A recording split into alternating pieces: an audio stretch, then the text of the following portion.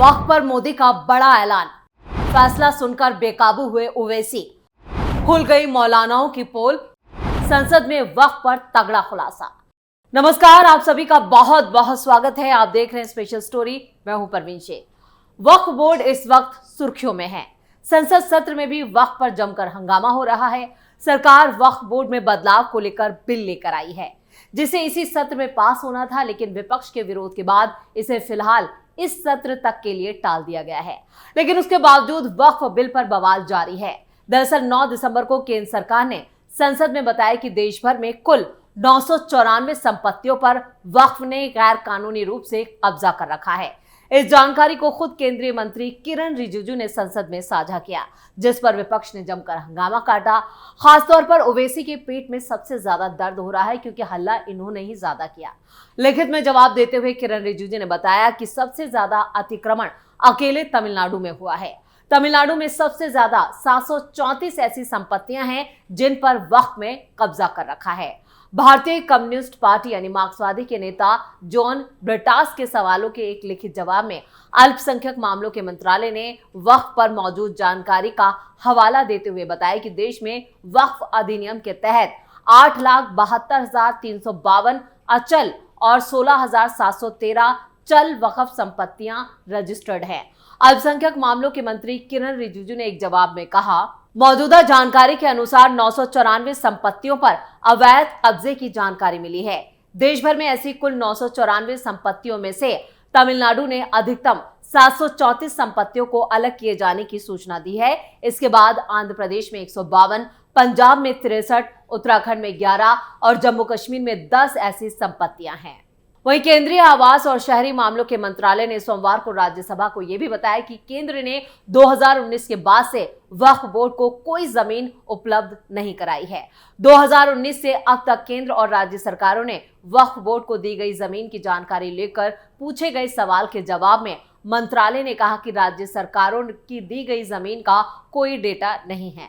हालांकि उन्होंने कहा कि जहां तक आवास और शहरी मामलों के मंत्रालय का सवाल है, तो 2019 के बाद से भारत सरकार ने वक्फ बोर्ड को कोई जमीन नहीं दी है। पिछले हफ्ते जेपीसी के अध्यक्ष जगदंबिका पाल ने कहा कि पैनल ने राज्य सरकारों को खत लिखकर उनके अधिकार क्षेत्र में कंट्रोवर्शियल वक्फ संपत्तियों का विवरण मांगा है। यानी अभी कई ऐसे आंकड़े आने बाकी हैं जिससे वक्फ के कब्जे पर चौंकाने वाले खुलासे हो सकते हैं। संसद में पेश हुए इन आंकड़ों से साफ है कि देश भर में वक्फ मनमर्जी चला रहा है, और या कहें कि दादागिरी चला रहा है, जिसके तहत वो कई संपत्तियों पर अपना दावा ठोक रहा है, जिसमें कई नियमों को ताक पर रखकर जमीनों पर कब्जा किया जा रहा है। वक्फ बोर्ड पर भड़का संत समाज। देश में वक्फ बोर्ड के नाम पर लैंड जिहाद करने वालों के खिलाफ जनता के साथ साथ संतों में भी नाराजगी बढ़ती जा रही है। अयोध्या हनुमानगढ़ी के महंत राजू दास और हिंदू महासभा के अध्यक्ष स्वामी चक्रपाणी महाराज के बाद अब बाल संत दिवाकर आचार्य ने इस नारे के साथ बंद ये जिहाद करो, वक्फ बोर्ड समाप्त करो, देश की जनता से ये वक्फ बोर्ड को खत्म करने की मांग की है। उन्होंने नारा बुलंद करते हुए कहा, वक्फ कोई बोर्ड नहीं है, बल्कि ये लैंड जिहाद है, और इनके पास न सिर्फ 994 जमीनें अवैध रूप से अतिक्रमण है, बल्कि पूरे भारतवर्ष में पाकिस्तान से भी ज्यादा, जो कि पाकिस्तान का क्षेत्रफल 8.4 वर्ग किलोमीटर में फैला हुआ है, वही भारत में वक्फ बोर्ड के पास जो लैंड जिहाद से अवैध रूप से कब्जा की गई जमीन है। अतिक्रमण से कब्जा की गई जमीन और उसका क्षेत्रफल 9.4 लाख एकड़ है। ये पूरे भारत में हिंदुओं के लिए खतरे की घंटी है। ऐसा नहीं है कि वक्फ बोर्ड को लेकर संत समाज ही नाराज है, बल्कि वक्फ में बदलाव को लेकर मौलानाओं में भी डर साफ देखा जा रहा है। उन्हें घबराहट हो रही है, क्योंकि इन्हें अपनी दुकानें बंद होने का डर जो सता रहा है। किशनगंज के लहरा चौक पर एक बड़ी जनसभा को संबोधित करते हुए जमीयत उलेमाए हिंद के अध्यक्ष मौलाना महमूद असद मदनी ने सरकारों को सांप्रदायिक एजेंडा चलाने से परहेज करने की सख्त चेतावनी दी। उन्होंने इस बात पर जोर दिया कि देश के लिए सड़कें और बुनियादी ढांचे का विकास जरूरी है, लेकिन जाति और धर्म के आधार पर भेदभाव देश के आदर्शों के साथ विश्वासघात है। मौलाना गयासुद्दीन की अध्यक्षता और मौलाना खालिद अनवर के संचालन में जमीयत उलेमा किशनगंज की आयोजित एक सार्वजनिक सभा में जमीयत महासचिव मौलाना हकीमुद्दीन कासमी, बिहार जमीयत के अध्यक्ष मौलाना मुफ्ती जावेद इकबाल और मौलाना मुफ्ती इफ्तिकार कासमी और जिले के सांसद और सभी विधायक इस सभा में मौजूद थे। सभी नेताओं ने सामूहिक रूप से राष्ट्रीय एकता और अंतर धार्मिक भाईचारे का आह्वान किया। मौलाना मदनी ने देश में मौजूदा सामाजिक राजनीतिक माहौल पर गहरी चिंता जाहिर की। उन्होंने अल्पसंख्यकों, खासतौर से मुसलमानों को सामाजिक रूप से अलग थलग, आर्थिक रूप से कमजोर और कानूनी रूप से वंचित बनाकर उन्हें हाशिए पर डालने की बात कही और व्यवस्थित प्रयासों पर दुख जताया। उन्होंने कहा, न्याय और निष्पक्षता किसी भी सभ्य समाज के स्तंभ हैं। इनके बिना बड़े से बड़े राज्य भी जीवित नहीं रह सकते। संवैधानिक अधिकारों और संविधान की बुनियादी सिद्धांतों की व्याख्या करने में बढ़ता पक्षपात विशेष रूप से मस्जिदों से जुड़े मामलों में गंभीर चिंता का विषय है। वैसे मदनी का ये बयान कोई पहली बार नहीं आया है जब वो मुसलमानों को ढाल बनाकर यहाँ पर अपनी दुकान चलाने की वकालत कर रहे हैं। वक्फ अधिनियम से जुड़े मुद्दों पर बोलते हुए मौलाना मदनी ने यह भी कहा कि वक्फ एक धार्मिक मामला है। मुसलमान अपनी संपत्ति दान के रूप में और अल्लाह की खुशी के लिए समर्पित करते हैं। ये संपत्तियां सरकारी नहीं हैं, ये मुस्लिम समुदाय की हैं। वक्फ संपत्तियों के बेहतर प्रबंधन की बार बार मांग के बावजूद सरकारों ने इन संपत्तियों की दुर्दशा को नजरअंदाज किया है। वक्फ अधिनियम हाल ही में प्रस्तावित संशोधन चिंताजनक है क्योंकि उनका मकसद सरकारी नियंत्रण को बढ़ाना और वक्फ के मूल उद्देश्यों को खत्म करना है। हम अपने धार्मिक मामलों में हस्तक्षेप बर्दाश्त नहीं करेंगे और संविधान के दायरे में ऐसे किसी भी कदम का विरोध करेंगे। मौलाना मदनी अकेले नहीं है जो वक्फ बिल का विरोध कर रहे हैं, मुसलमानों के तमाम संगठन इसका विरोध कर रहे हैं। मौलाना मदनी ने मुसलमानों से चुनौतियों का सामना करने में भी धैर्य और समझदारी अपनाने और संतुलित और एक रचनात्मक कोशिशों के जरिए सामाजिक और राष्ट्रीय विकास में सक्रिय रूप से योगदान देने का आग्रह किया है। यानी मदनी को भी पता है कि अगर यहाँ पर वक्फ बिल आया तो उनकी दुकानें जरूर बंद हो जाएंगी, क्योंकि जो बदलाव किए जा रहे हैं वो बेहद जरूरी है और इससे एक आम मुसलमान इसके समर्थन में है। लेकिन यहाँ पर जो उच्च वर्ग है, जो अपनी दुकानें चला रहे हैं, जिन्होंने अवैध कब्जे कर रखे हैं जमीनों पर, सबसे ज्यादा दिक्कतें उन लोगों को हो रही हैं। वक्फ की कितनी संपत्तियों पर कब्जा, जेपीसी ने राज्यों से मांगी रिपोर्ट। वक्फ बिल की जांच कर रही संसदीय समिति यानी जेपीसी ने राज्य सरकारों से यहां पर कब्जे वाली वक्फ संपत्तियों का ब्यौरा मांगा है। सच्चर कमेटी की रिपोर्ट में भी कई राज्यों में वक्फ संपत्तियों पर कब्जे का जिक्र किया गया था। कमेटी ने राज्यों से वक्फ अधिनियम की धारा 40 के तहत वक्फ बोर्डों की दावे की गई संपत्तियों का यहां पर पूरा जो विवरण है वो मांगा है। आपको बता दें कि जेपीसी का कार्यकाल अब बजट सत्र के आखिरी दिन तक बढ़ा दिया गया है। धारा 40 पर छिड़ी है बहस।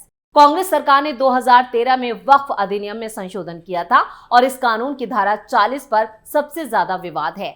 दरअसल ये धारा वक्फ बोर्डों को ये तय करने का अधिकार देती है कि कोई संपत्ति वक्फ की है या नहीं। अब मौजूदा संशोधन बिल में इस पर ही अंकुश लगाने की तैयारी है। हालांकि विपक्षी दलों समेत कई मुस्लिम संगठनों ने सरकार के कदम की आलोचना की है और विरोध किया है। उन्होंने बिल को धार्मिक मामलों में हस्तक्षेप करार दिया है। जेपीसी ने उन वक्फ संपत्तियों का भी ब्यौरा मांगा है जहां पर राज्य सरकार या उनकी आधिकारिक एजेंसियों का कब्जा है। 2005 में बनी सच्चर कमेटी को वक्फ बोर्ड ने अनधिकृत कब्जों की जानकारी दी थी। संसदीय समिति केंद्रीय अल्पसंख्यक मामलों के मंत्रालय के जरिए से राज्यों से ये जानकारी जुटाई जा रही है। सच्चर समिति की रिपोर्ट में क्या है? सूत्रों के मुताबिक बीजेपी सांसद जगदंबिका पाल की अध्यक्षता वाली जेपीसी ने पाया है कि 2005-6 में सच्चर कमेटी को दिल्ली में 316, राजस्थान में 60 और कर्नाटक में 42 ऐसी संपत्तियां मिली थी और मध्य प्रदेश में कब्जे वाली 53, उत्तर प्रदेश में 60 और उड़ीसा में 53 संपत्तियां थीं। कमेटी ने इन सभी 6 राज्यों से ये जानकारी मांगी और इसके अलावा दूसरे राज्यों से भी जानकारी हासिल की जा रही है।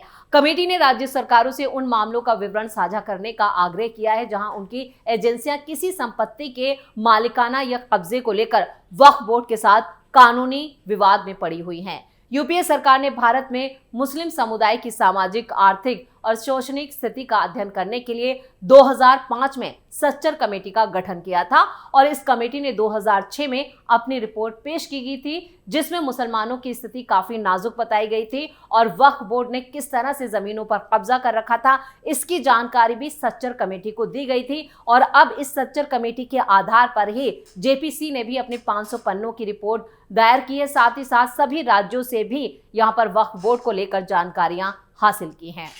भारत में वक्फ बोर्ड सबसे बड़ा भू माफिया है, ये कहना गलत नहीं होगा और यही कहना है चक्रपाणी महाराज का। जब 14 अगस्त 1947 को देश का बंटवारा हो गया था, अलग पाकिस्तान बन गया, जब धर्म और मजहब के आधार पर एक टुकड़ा दे दिया गया, उसके बाद भारत में वक्फ बोर्ड की क्या जरूरत थी। आज वक्फ बोर्ड भारत का सबसे बड़ा भूमाफिया है और यहाँ पर चक्रपाणी महाराज का मानना है कि जो पिछली सरकारों ने, कांग्रेस की सरकारों ने इसको भस्मासुर बनाया, ज्यादा अधिकार देके, ज्यादा ताकत देके, ज्यादा पावर देकर। चक्रपाणी महाराज ने कहा है कि मैं केंद्र की सरकार से, खासतौर से प्रधानमंत्री मोदी की सरकार से मांग करता हूं कि वक्फ बोर्ड की मान्यता संसद से फौरन समाप्त की जाए और उसके अधिकारों को तत्काल समाप्त किया जाए और वक्फ बोर्ड की जितनी भी संपत्तियां हैं देश हित में उसके इस्तेमाल के लिए एक कानून बनाकर उसको इस्तेमाल की जाए। यानी जो जमीनें हैं उस पर यहाँ पर लोगों के सामाजिक, खासतौर से मुसलमानों के लिए उसे यूज किया जाए, इस्तेमाल किया जाए, जिन पर इन कट्टरपंथी मौलाना गैंग ने कब्जा कर रखा है। उसी को लेकर कई सवाल खड़े हो रहे हैं, लेकिन विरोध इस बात का हो रहा है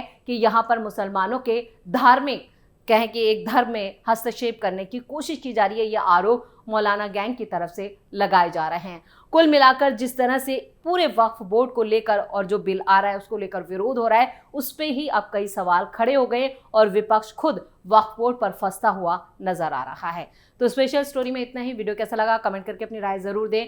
वीडियो को लाइक करें, शेयर करें और कैपिटल टीवी को सब्सक्राइब जरूर करें। नमस्कार।